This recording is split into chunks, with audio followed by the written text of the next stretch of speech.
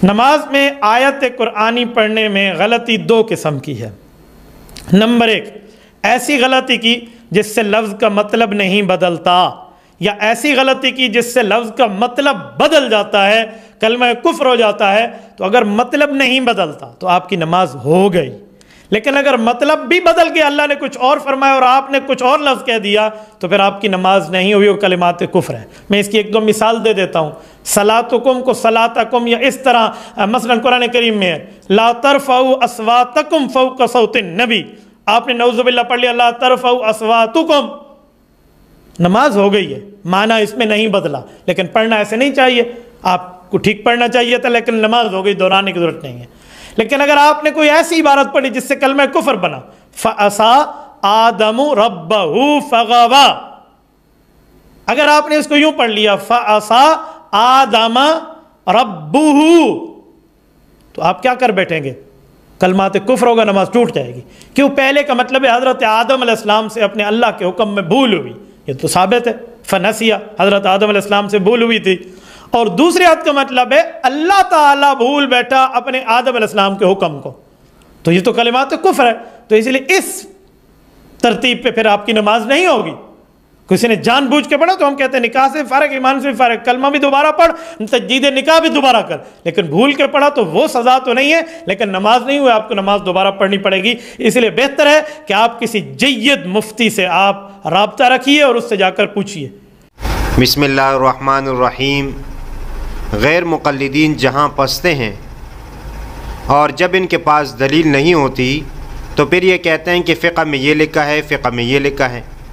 भाई आप आवाम को ये समझाए कि बुखारी और मुस्लिम में ये हदीस इस तरह लिखी है कि ये मसला इस तरह है, ये क्या दलील है कि फ़िक़्ह में ये लिखा है, फ़िक़्ह में ये लिखा है? आप पहले इसकी बात सुने, फिर मैं आगे इस पर तबसरा करता हूँ। गोलकीपर को सुना है, और इस जैसे अगर मौलवी मुफ्ती यानी फुक़हा, इस जैसे देवबंदियों के फुक़हा है ना, अगर सैयदना उमर फारूक रज़ी अल्लाह ज़माने में होते ना, फिर जो हशर होता है वो आप सब जानते हैं। यानी आप शुक्र करें कि ये नबी नहीं बन गया, अल्लाह मुझे ये इसके देखे ना, ये अपने आप को नबी और रसूल अल्लाह बना के बैठा हुआ है। शरीयत साजी का इसको इख्तियार है, जो दिल चाहता है वो अपने मुंह से निकाल देता है। जो बंदा भूल ही गया, जान के भी कोई ऐसे कुरान करीम की तिलावत को इधर उधर करता है, भूल के निकलेंगे उसकी जुबान से अल्फाज, तो उसके लिए जो है वो माफ़ी जो शरीयत ने रखी है वो यही है कि वो जो है वो सजदा साहब कर ले। तो इसका एक तरीका है कि अगर वो नमाज के अंदर भूल गया है तो सलाम फेरने से वो पहले सजदे करेगा, अगर वो नमाज से निकल चुका है तो फिर बाद में 2 सजदे करके फिर सलाम फेर देगा। तो इस पे मेरी अलहदा भी एक वीडियोज़ है, 1 2 3 बल्कि, जो मेरा चैनल है दीन हक की तलाक यूट्यूब पे, आप वहाँ से देख सकते हैं। तो अगर बंदा किरात करता हुआ भूल गया है जान के, तो कोई भी अपनी जुबान से इधर उधर के लफ्ज़ नहीं निकालेगा, वो भूलेगा तो करेगा ना इस तरह, तो उसी जगह पे अपनी किरात को छोड़ दे। तो अगर उसने कुछ पढ़ लिया है तो फिर रुकू में चला जाए, अगर नहीं तो फिर बंदा जो है वो कोई कुरान करीम की जो सूरत उसको आती है वो पढ़ ले। तो ये कोई तमाशा थोड़ा है कि अगर वो भूल गया है, उसकी भूलते की वजह से उसकी जुबान से अगर कोई जुमला लफ्ज़ इधर उधर हो गया तो इसका मतलब उसकी नमाज टूट जाएगी। अजीब बात है कि जी उसकी नमाज ही टूट जाएगी।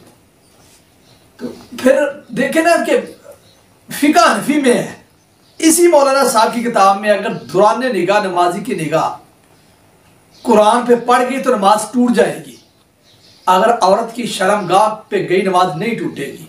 तो आपने इसकी बातें सुनी कि किस तरह फ्रॉड से ये काम ले रहा है।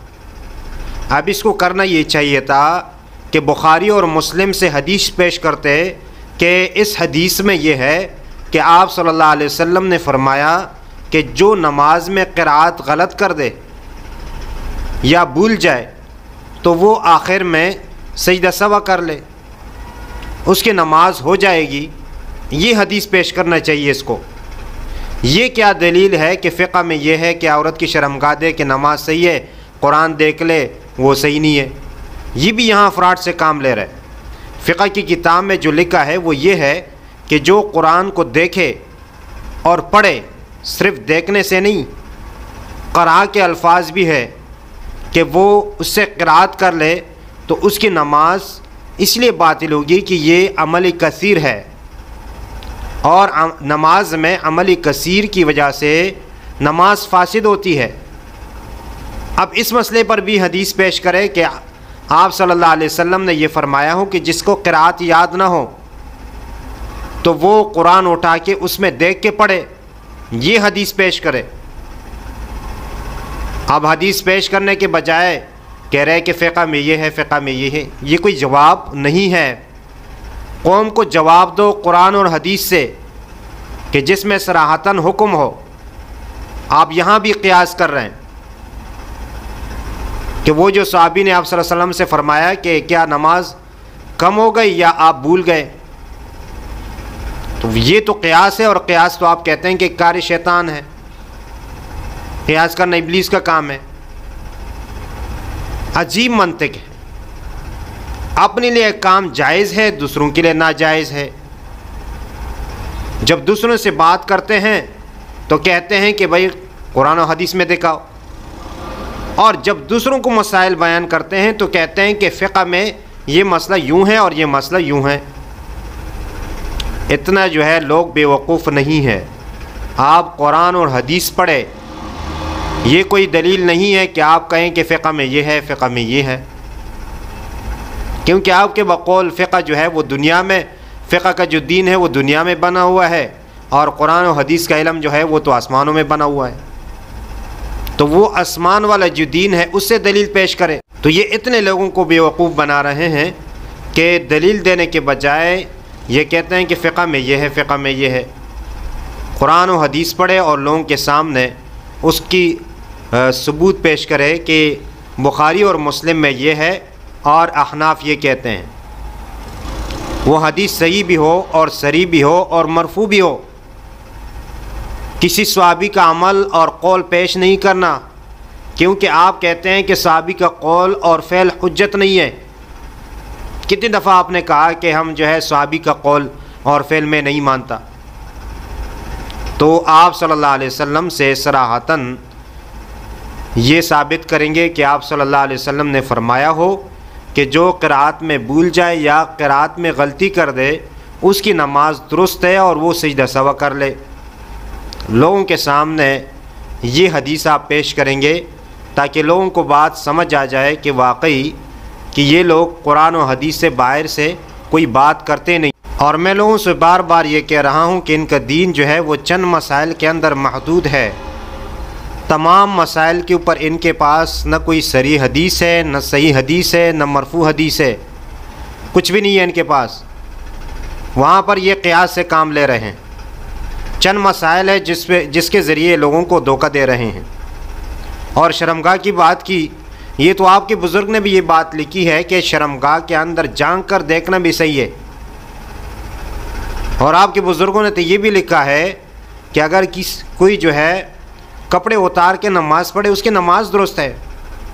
जब उसकी नमाज दुरुस्त है तो दूसरा लाजिमी जो पीछे खड़ा होगा उसकी शर्मगाह तो देखेगा, उसको नज़र आएगी।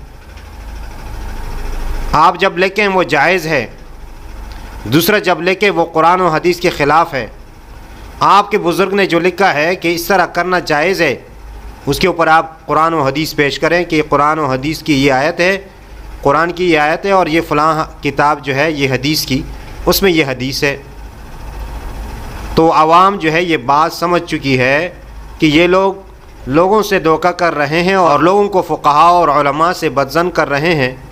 अल्लाह ताला से दुआ है कि अल्लाह ताला इनको अक़्ल सलीम अता फ़रमाए और हमें भी सही बात समझने और उस पर अमल करने की तौफ़ीक़ अता फ़रमाए। वमा अलैना इल्लल बलागुल मुबीन।